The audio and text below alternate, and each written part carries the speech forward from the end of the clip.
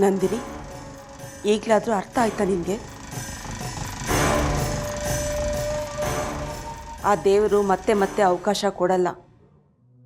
ಅವನು ಮತ್ತೆ ದಾರಿ ತೋರಿಸಿದಾಗ ಅದ್ರಲ್ಲಿ ನಡೆಯೋದೇ ಬುದ್ಧಿವಂತರ ಲಕ್ಷಣ.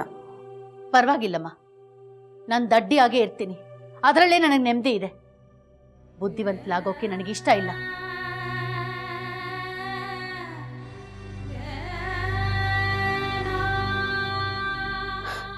ನೋಡ್ ನಂದಿನಿ, ಒಂದು ಸತ್ಯ ಹೇಳ್ತೀನಿ. ನಾನು ಮತ್ತೆ ಬೆಂಗಳೂರಿಗೆ ಬರಬೇಕು ಅಂತ ಹಠ ಮಾಡಿದ್ದೆ ನಿನಗೋಸ್ಕರ, ಮಗುಗೋಸ್ಕರ. ಅದು ನನಗೆ ಅರ್ಥ ಆಗಲ್ಲ ಅನ್ಕೊಂಡ್ಯಾ? ಆದರೆ ನಾನು ಇಲ್ಲಿಗೆ ಬರೋಕೆ ಒಪ್ಪಿದ್ದು ನೀನು ಹಠ ಮಾಡಿದ್ದಕ್ಕೋಸ್ಕರ ಅಲ್ಲ. ಒಂದೇ ಊರಿನಲ್ಲಿ ಇದ್ರೂ ಅವ್ರ ಎದುರುಗಡೆ ನಾನು ಬದುಕು ತೋರಿಸ್ತೀನಿ ಅನ್ನೋ ಕಾನ್ಫಿಡೆನ್ಸ್ ನನ್ನಲ್ಲಿದೆ. ಅದಕ್ಕೋಸ್ಕರನೇ, ಆ ಒಂದು ಕಾರಣಕ್ಕೋಸ್ಕರನೇ ನಾನು ನಿನ್ನ ಜೊತೆ ಬರೋದಕ್ಕೆ ಒಪ್ಕೊಂಡಿದ್ದು. ಅವ್ರನ್ನ ನೀನು ಎದುರಿಸಿ ಬದುಕಲಿ ಅಂತ ನಾನು ಇಲ್ಲಿ ಕರ್ಕೊಂಡು ಬಂದಿಲ್ಲ, ಅವ್ರ ಜೊತೆ ಬದುಕಲಿ ಅಂತ ಕರ್ಕೊಂಡು ಬಂದೆ. ಅದು ಸಾಧ್ಯ ಆಗಲ್ಲ ಅಂತ ಗೊತ್ತಿದ್ರು ನೀನು ಪ್ರತಿ ಸಲ ವ್ಯರ್ಥ ಪ್ರಯತ್ನ ಮಾಡ್ತಾನೆ ಇದೆಯಾ? ನಂದಿನಿ, ನಾವೊಂದು ನಾಯಿ ಮರಿನ ತಂದು ಅದನ್ನು ಪ್ರೀತಿಯಿಂದ ಸಾಕ್ತೀವಿ. ಅದೊಂದು 10-15 ವರ್ಷನೋ ಬದುಕುತ್ತೆ ಅಂತ ಗೊತ್ತಿದ್ರು ಅದನ್ನು ಪ್ರೀತಿಯಿಂದ ಬೆಳೆಸ್ತೀವಿ. ಅದನ್ನು ಬಿಟ್ಟಿರಕ್ಕಾಗಲ್ಲ ಅನ್ನೋ ರೀತಿ ಅದಕ್ಕೂ ನಮಗೂ ಸಂಬಂಧ ಬೆಳೆಯುತ್ತೆ. ಒಂದು ದಿನ ನಾವು ಪ್ರೀತಿಯಿಂದ ಸಾಕಿದ ನಾಯಿ ಸತ್ತು ಹೋಗುತ್ತೆ. ಅದಕ್ಕೋಸ್ಕರ ನಾವು ಕಣ್ಣೀರಾಗ್ತೀವಿ, ಗೋಳಾಡ್ತೀವಿ, ಅದನ್ನ ನೆನೆಸ್ಕೊಂಡು ಅಳ್ತೀವಿ. ಒಂದು ಸಣ್ಣ ಪ್ರಾಣಿಗೂ ನಮಗೂ ಬಿಡ್ಸಕ್ಕಾಗದೇ ಇರೋ ಸಂಬಂಧ ಇರುತ್ತೆ ಅಂದಮೇಲೆ ಇನ್ನು ನಾವು ಮನುಷ್ಯರು ಆ ಸಂಬಂಧಗಳು ಬಿಟ್ಟು ಹೋಗುತ್ತಾ?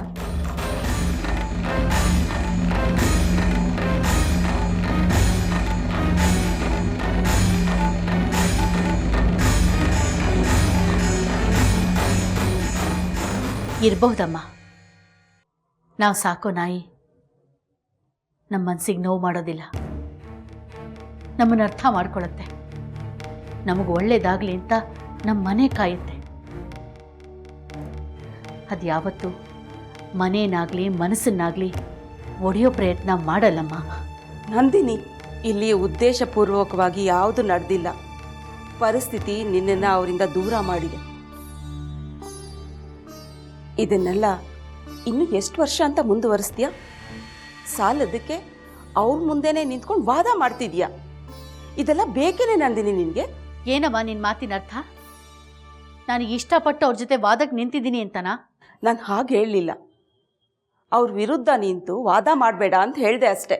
ನನಗೂ ಬೇಕಾಗಿಲ್ಲ, ಆದರೆ ಅದು ಕೋರ್ಟು, ಮನೆ ಅಲ್ಲ. ಅದಕ್ಕೆ ನೀನೇ ಈ ಕೇಸಿಂದ ಅಮ್ಮ.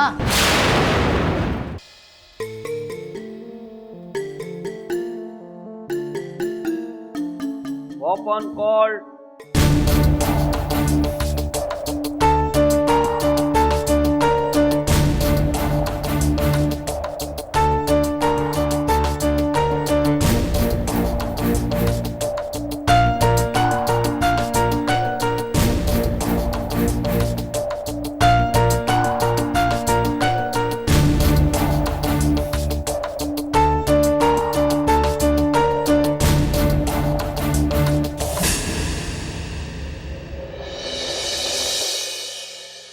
Criminal Appeal number 32/17 Basveshwar Nagar Police Station versus Raghav.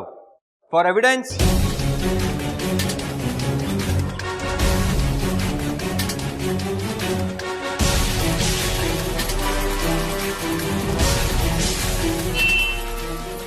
Your Honor,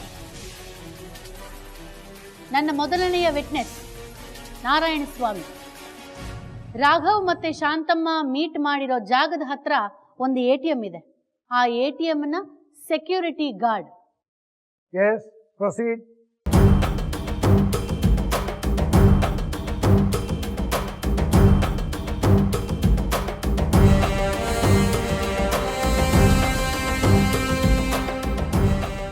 Narayan Swami.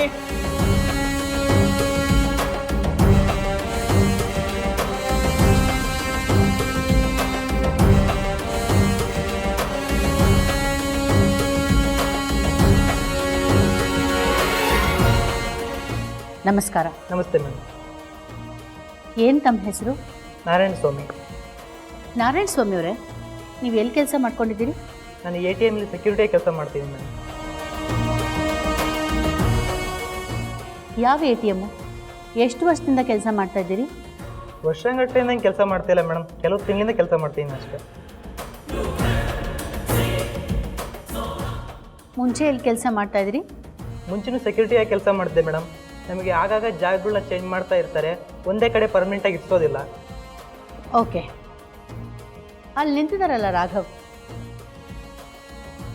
ಅವರನ್ನು ನೋಡಿದ್ದೀರಾ? ಹಾಂ, ನೋಡಿದ್ದೀನಿ ಮೇಡಮ್.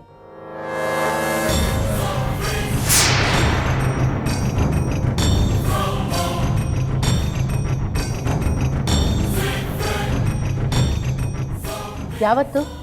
ನವೆಂಬರ್ 16ನೇ ತಾರೀಕು ಮೇಡಮ್. ಅವತ್ತು ಒಂದು ವಯಸ್ಸಾದ ಹೆಂಗಸಿನ ಜೊತೆ ಮಾತಾಡ್ತಾ ಇದ್ರು. ನಮ್ಮ ATM ಮುಂದೆ ನಿಂತ್ಕೊಂಡು ಮಾತಾಡ್ತಾ ಇದ್ರು ಮೇಡಮ್.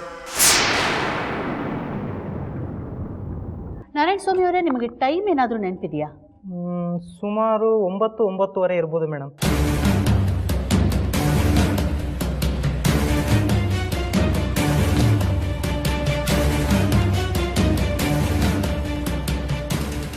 ಏನು ಮಾತಾಡ್ತಾ ಇದ್ರು ಅನ್ನೋದೇನಾದರೂ ನೆನಪಿದೆಯಾ?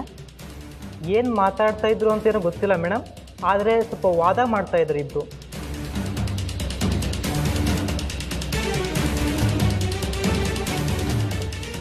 ಆಮೇಲೆ ಇವರು ಸ್ವಲ್ಪ ಕೋಪದಲ್ಲೇ ಮಾತಾಡ್ತಾ ಇದ್ರು ಮೇಡಮ್. ಆಮೇಲೆ ಇವರು ಆ ಯಂಗ್ಸ್ನ ಕರ್ಕೊಂಡು ಕಾರಲ್ಲಿ ಹಾಗೆ ಹೊರಟೆ ಹೋದ್ರು ಮೇಡಮ್.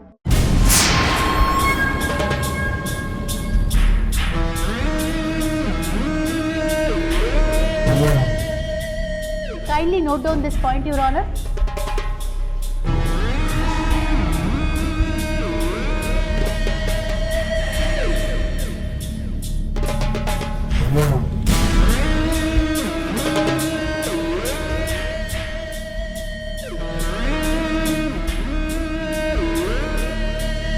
ನವೆಂಬರ್ 16ನೇ ತಾರೀಕು ಬೆಳಗ್ಗೆ 9:00 ರಾಘವ್ ಅವರು ಶಾಂತಮ್ನವರನ್ನ ತಮ್ಮ ಕಾರ್ನಲ್ಲಿ ಕರ್ಕೊಂಡು ಹೋಗ್ತಾರೆ.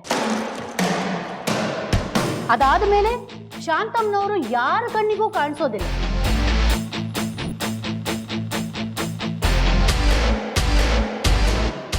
ಕಡೆಯದಾಗಿ ಶಾಂತಮ್ನವರು ರಾಘವ್ ಜೊತೆನೇ ಇದ್ರು ಅಂತ ಆದ್ಮೇಲೆ ರಾಘವ್ ಅವರೇ ಶಾಂತಮ್ಮನ್ನ ಕಿಡ್ನಾಪ್ ಮಾಡಿದ್ದಾರೆ, your honour.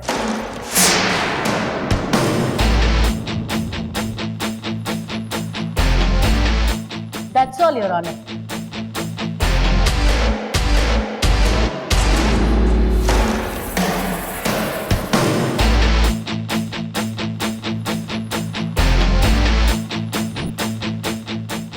Any cross examination, Mr. AK?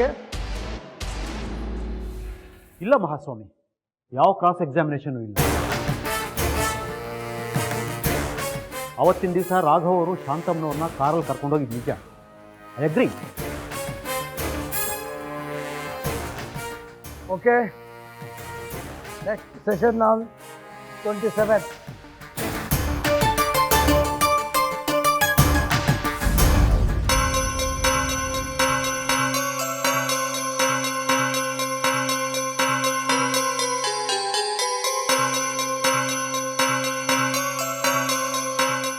Ramachandra, ಹೇಳಿ, ಅವತ್ತು ಏನೇನಾಯ್ತು? ನೀವು ಏನೇನು ನೋಡಿದ್ರಿ? ಅವತ್ತು ವಾಕ್ ಹೋಗ್ತಾ ಇದೆ ಮೇಡಮ್. ಇವರು ಮತ್ತೆ ಆ ಹೆಂಗಸು ಅಲ್ಲಿ ನಿಂತ್ಕೊಂಡು ಮಾತಾಡ್ತಾ ಇದ್ರು ಮೇಡಮ್. ಆ ಹೆಂಗಸು ತುಂಬ ಭಯ ಪಡ್ತಾ ಕಣ್ಣೀರು ಹಾಕ್ತಾ ನನಗೇನು ಮಾಡಬೇಡ ಅಂತ ಕೇಳ್ಕೊತಾ ಇದ್ರು ಮೇಡಮ್. ನಾನು ನಿನ್ನ ಸುಮ್ಮನೆ ಬಿಡಲ್ಲ, ನಿನ್ನ ಸಾಯಿಸ್ಬಿಡ್ತೀನಿ ಅಂತ ಇವ್ರು ಹೇಳ್ತಾ ಇದ್ರು ಮೇಡಮ್.